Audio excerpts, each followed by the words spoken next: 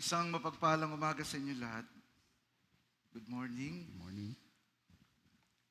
Kapag tayo po ay umaabot na sa certain age o edad, nakakaramdam na tayo ng mga pananakit, pananakit ng kasukasuan, nagkakaroon tayo ng mga sakit, at pupunta tayo sa doktor, magpapacheck up tayo, sasabihin ng doktor, magpa-blood test kayo, blood chem, kung ano man.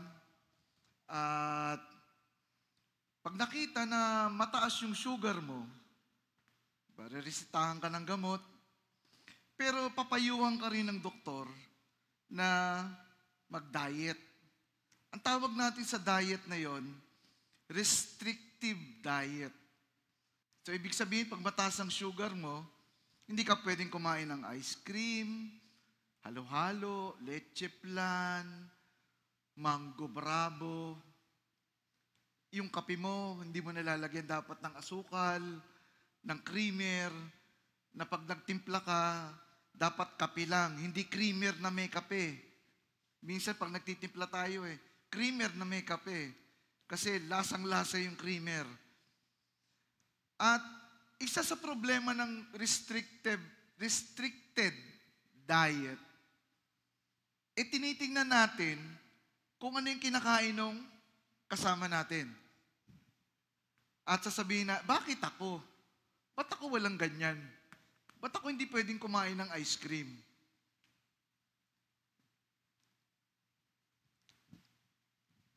Minsan, hindi ka na nga pwedeng kumain ng matamis, ng ice cream, halimbawa. Pero yung mga kasama mo sa bahay, dahil mainit ang panahon, bibili yan ng ice cream. Bili tayong ice cream. Ang init. Hindi kaya ng electric pan yung init. Kumakain na nga sila ng ice cream, ang pinag-uusapan pa tungkol sa ice cream, yung flavor ng ice cream. Ang sarap nito. Ang sarap nung keso. Kesong-keso, buo yung keso. Diba? Ikaw naman, na hindi pwedeng kumain ng matamis, nakatalikod ka na nga, tumatakam-takam ka na, naglalaway ka na dahil sa kinakain nila na gusto mong makitikim, na yung kinakain mo, kung hindi walang lasa, mapait. Kaya sasabihin mo, pwedeng patikim. At sasabihin naman sa iyo, hindi pwede, bawal. Ang sasabihin mo naman, may gamot naman. Kaya bibigyan ka, o isang kutsara, ay, bitin. Hindi man lang sumayad sa lalamunan ko. Isa pa, ay, bitin pa rin, ang sarap Sasabihin, tama na ho, bawal. Pambihira kayo. Parusahan nyo na nga lang ako, para nyo ako pinaparusahan. Tandaan po natin na bagamat may gamot, hindi curative yung gamot. Hindi siya nakakagaling. Yung metformin, yan ang madalas na inumin ng mga classmate ko sa media betis. Pero wala pa po akong, nasa pa lang ako, pre-diabetic yung sugar level ko. Yung metformin, hindi niya pinapagaling yung pagiging diabetic mo. Nagpuproduce siya ng insulin dahil yung katawan mo hindi na kayang mag-produce ng insulin na tumutunaw sa sugar. Kaya mataas yung sugar mo. Kaya hindi siya curative. Kaya nga, kailangan araw-araw kang uminom. Sasabihin sa'yo ng doktor, sige, kainin mo to pagkatapos mo kumain. Kasi ang side effect, isa sa mga side effect nun, sasakit tiyan mo. Kasi baka pag sumakit na yung tiyan mo, hindi ka kumain. Kaya kumain ka muna. O kaya, bago ka matulog. Kasi pag sumakit yung tiyan mo, at least patulog ka na. Hindi mo na mararamdaman. Ganon din sa mga umiinom ng para sa high blood. Hindi ko na itatanong kung sino umiinom dito. Kaya tayo rin nagkakaroon, isa sa mga dahilan kung ba't nagkakaroon tayo ng high blood, Dahil humihina yung pressure sa puso natin, lumiliit yung mga ugat, tapos pag pinainom tayo nun, siyempre, lalakas yung pressure, lalaki yung ugat, lalaki yung butas ng ugat na dinadaluyan ng dugo. Kaya magno-normal, kaya ka-high blood kasi, yung puso mo hirap na hirap, bombahin yung dugo dun sa mga ugat na maliliit ang daluyan. So yung gamot natin, pinalulubog yung daluyan. Kaya ang tawag na natin doon, maintenance. Na pag hindi ka uminom, asahan mo, tataas yung presyon mo. At ito yung kwento ng unang pagbasa natin. Ano ba yung kasaysayan nito? Yung mga tribo ng Daneo, Danites. Bakit sila napunta sa bahay ni Mikas? Hindi po to yung propetang Mikas. Ibang Mikas to. So kung titingnan ninyo, babalikan ninyo sa Joshua at sa mga hukom, nang sinakop na ng Israel, hindi naman sinakop, pumunta na yung Israel sa lupang pangako sa pamamagitan ni Joshua, pamumuno niya, hinati-hati niya yung lupain. O itong tribo ng Ephraim sa iyo to, ha? Itong tribo ng Dan sa iyo to. Tribo ng Judah sa iyo to. Pero may mga tao pang nakatira diyan. Kailangan yung lupigin. Conquer. Hindi sapat yung nalalupig nila yung Kanaan. Ang napunta kay Dan, sa tribo ni Dan, Daneo, nalupig nila yung ibang nakatira doon. Pero yung ibang nakatira, hindi nila kaya. Kaya kulang yung lupain nila. Sa salita natin, mga astig, yung nakatira doon sa ibinigay sa kanila. Yung ibang tribo na nakatoka sa kanila, na lulupigin nila, sabi nila, tingin namin masyadong malakas. Hindi nyo pa nga nasusubukan, tingin lang. Mukha lang astig, mukha lang malakas. Kaya ang ginawa nila, nagpadala sila ng 5 espiya at 600 na sundalo para maghanap ng lupa at sakupin. Napadaan sila sa bahay ni Mikas. Narinig nila, familiar yung boses, pari yun. Pasukin natin. Sinabi nila dun sa pare, sumama ka sa amin. Mas gusto mo bang magsilbi sa isang pamilya o sa buong tribo? Sabi dun, natuwa ang pare dahil ngayon, mas marami na siya mapagsisilbihan. Pero ang masamang balita, hindi niya pinagsisilbihan si Yahweh. Diyos-Diyosan yung pinagsisilbihan niya. At ninakaw ng mga espiya yung mga Diyos-Diyosan, lahat na patungkol sa Diyos-Diyosan na ginawa ni Mikas. So, para paikliin yung istorya, nakakita sila ng lupa na malayo sa lupang pinangako at malayo doon sa ibinigay ni Joshua. Bakit? Ganon tayo sa panahon natin. Pag yung tao, hindi kikibo, pag inaway mo, kayang-kaya ko to. So, yun yung tribo ng Laish. Na, tingin natin, itong mga tao to, hindi naman lalaban pag sinakop natin. Ito na lang, dito na lang tayo. So, yun ang nangyari. Sinakop nila, di ba, pinangalanang Dan. Pero bago nila sakupin yun, nagtanong muna sila sa pare. Sabi nila, ito ba ay kalooban ni Yahweh? Sabi ng pare, oo, sakupin nyo. At ganon tayo sa buhay natin. Pag sinabing restrictive diet, hindi tayo pwedeng, may mga bagay na hindi ka na pwedeng kainin. Yung ugat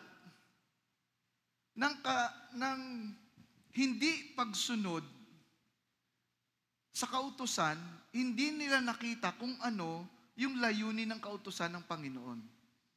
Ang layunin ng kautusan upang mapalapit tayo sa Diyos. Bagamat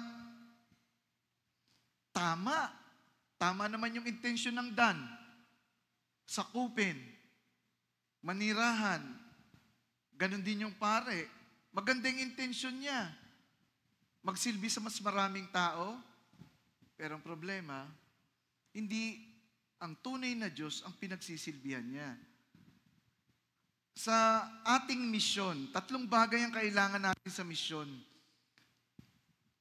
Yung unang-una, kadalisayan ng layunin. Purity of intention. Bagamat magandang intention niya, hindi yun ang layunin ng Panginoon para sa kanila.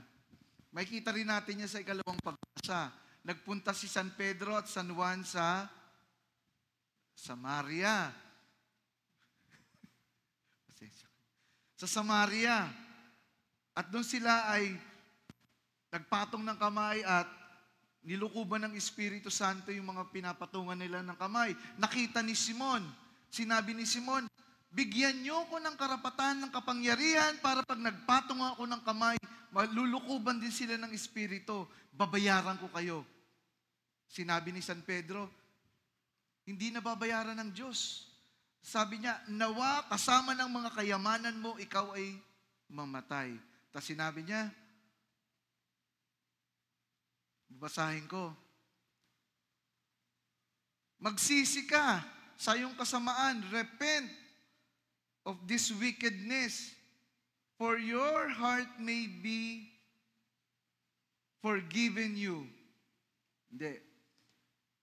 And pray the Lord that if possible, the intention of your heart may be forgiven you.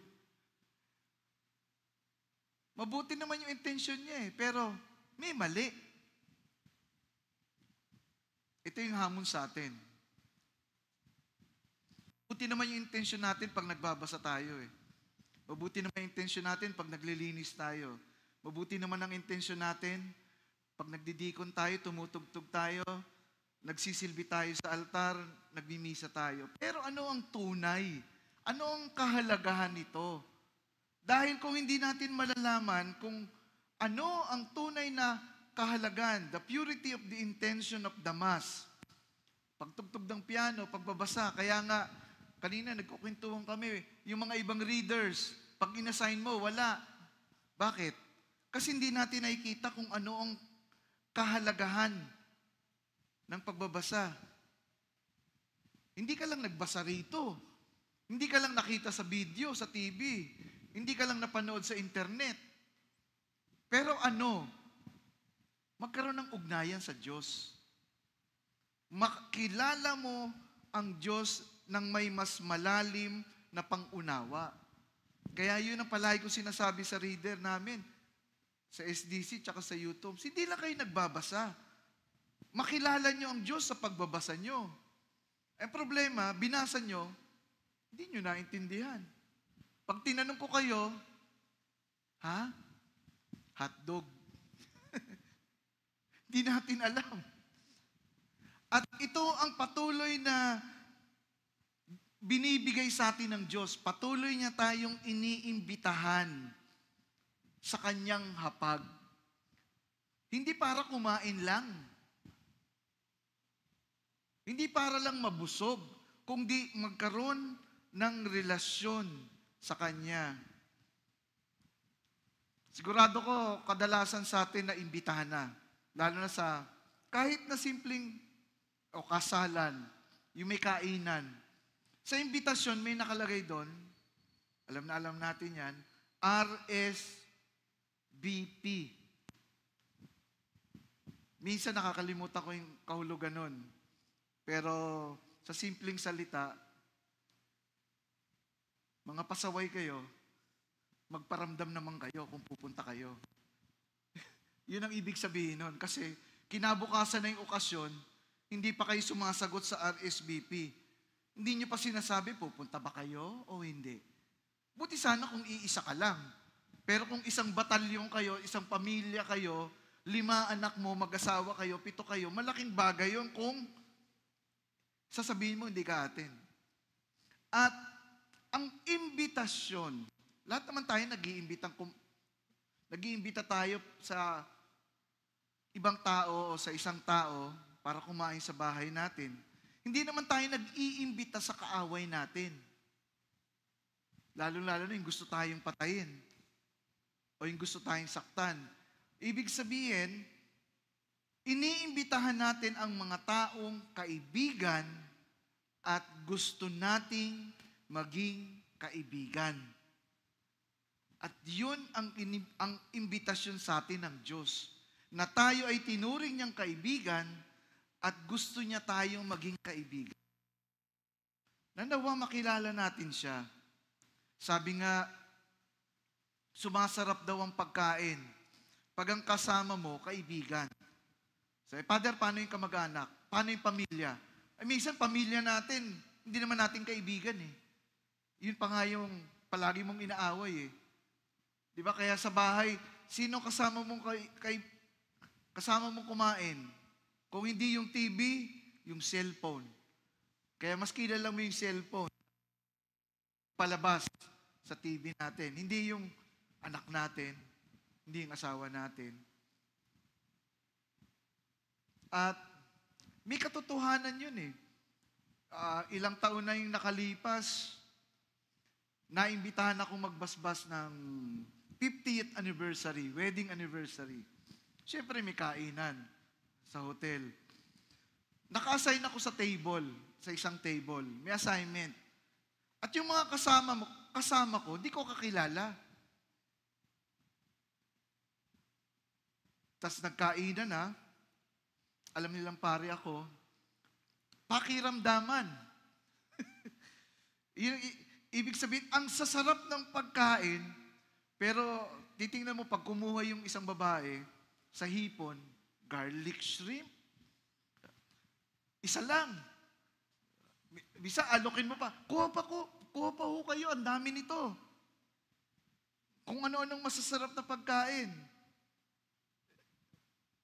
Pwede na lang siguro kung ganado ka kumain at medyo hindi ka nahihiya o makapalang mukha mo. Di ba? Kukuha ka ng marami. Pero pag hindi, nakikiramdam ka. Baka may gustong, mas may gutom kaysa sa'yo. At doon na nagsimula yung kwentuhan.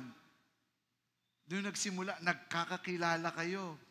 Na yung dalawa pala doon, ninong at ninang, yung dalawa doon, kaibigan, yung dalawa doon, kaibigan na nagtatrabaho doon sa simbahan. Dahil nagtatrabaho siya sa simbahan at kumakain na kami, palagayang loob. Father, saan po ba kayo pare?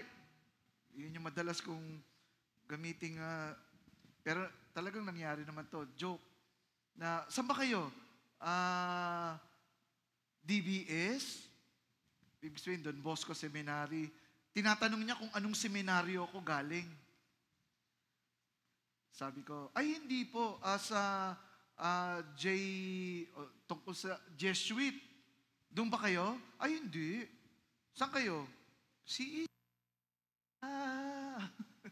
Sabi ko, buti na lang hindi tinanong kung ano yung CEC. Sabi ko, mahabang paliwanagan to.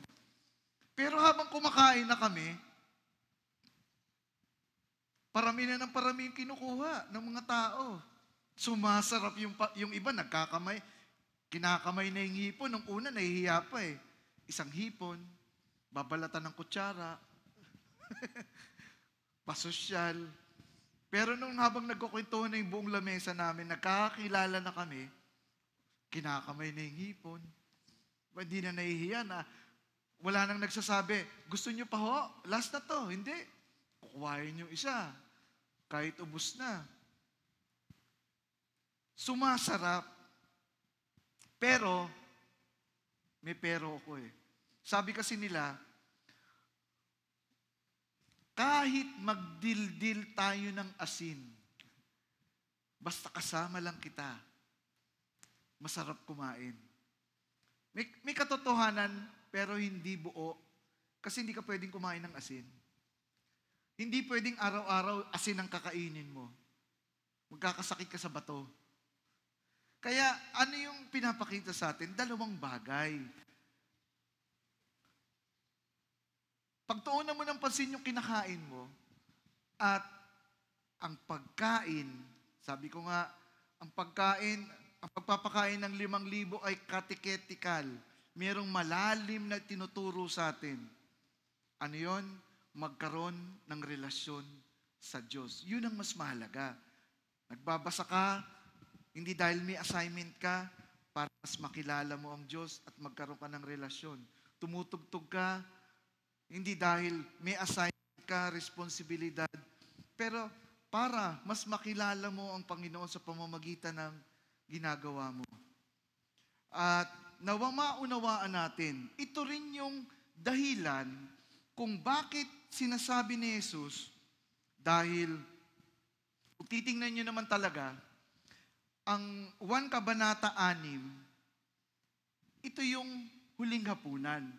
Ito yung sumasalamin sa huling hapunan. Pag tiningnan ninyo ang gospel ni John, walang Last Supper. Wala. Dahil eto na yun eh. Makikita nyo lang yung huling hapunan sa Mateo, Marcos, Lucas. Pag tiningnan nyo yung 1 Kabanata 13, maliban sa tinapay na sinawsaw ni Jesus na ibibigay niya kay Judas, walang binanggit na tinapay. Dahil ito na yung sumasalamin sa huling hapunan. Yung pagpapakain sa 5,000. Kaya nga, ilang linggo na natin pinag-uusapan yung 1 Kabanata 6. Tawag natin, the Bread of Life Discourse. Na ang katawan ni Jesus, ang nagbibigay ng buhay, kainin. Ang dugo niya, inumin. At hindi ito tanda, hindi ito pag-ala-ala, pero ito yung, sabi nga truly and sacramentally, ito ang katawan ni Jesus. Mas maintindihan natin kung titingnan natin yung isang nanay, babae, na nagdadalang tao. Na sa loob ng 9 na buwan, yung dinadala niya sa sinapupunan niya, isipin niyo, anong kinakain ng baby sa loob? Nung tinignan ko sa Google, naganap ako, ang sinabi doon, protein, nourishment, nutrients. Pero, ang katotohanan, parte ng katawan ng ina, parte ng dugo ng ina. Yun ang kinakain ng sanggol sa loob ng tiyan niya. Wala namang fried chicken sa tiyan ng nanay, diba, sa sinapupunan ng nanay, na pag kumain ng fried chicken ng nanay, sasabihin ng baby sa loob, ang sarap naman ng fried chicken. Fried chicken ni Diwata. Wala namang minudo. Hindi naman malalasahan ng baby yung minudo. Yung kaldereta, yung crispy pata, hindi. Pero, ano ang nabubuo? Intimate relationship. Naglalapit ang damdamin ng ina at ng anak sa pamamagitan nun. Tama, meron tayong tinatawag na daddy's girl, daddy's boy, na minsan mas malapit yung anak na kahit anong anak sa tatay. Pero iba yung damdamin ng ina at damdamin ng anak. Kaya, muli sa ating pagninilay ngayong araw, na pag-isipan natin na sa pagkain natin ng katawan at dugo, ito ay humihingi ng pagbabago. Kaya nga, restrictive diet hindi mo na pwedeng gawin yung mga dati mong ginagawa. Kaya sinabi doon, pagsisihan mo ang kasalanan mo. Teka, maganda naman yung intensyon ko. Kailangan purity of intention. At patuloy tayong iniimbitahan ng Panginoon sa kanyang hapag upang kumain at uminom. At ito ang pupuno sa ating buhay. Balikan ko yung unang pagbasa. Bakit kulang? Bakit hindi sapat yung lupa na binigay kay Dan? Kasi hindi sila sumunod sa Diyos. Ayaw nilang lupigin dahil tingin nila astig yung kalaban nila. Pero ipinangako na yun ng Diyos eh. At nawa sa ating kikibahagi sa katawan ng Diyos, tayo ay punuin, makita natin ang kahalagahan, magkaroon tayo ng mas malalim na ugnayan sa Diyos, at punuin ang ating buhay.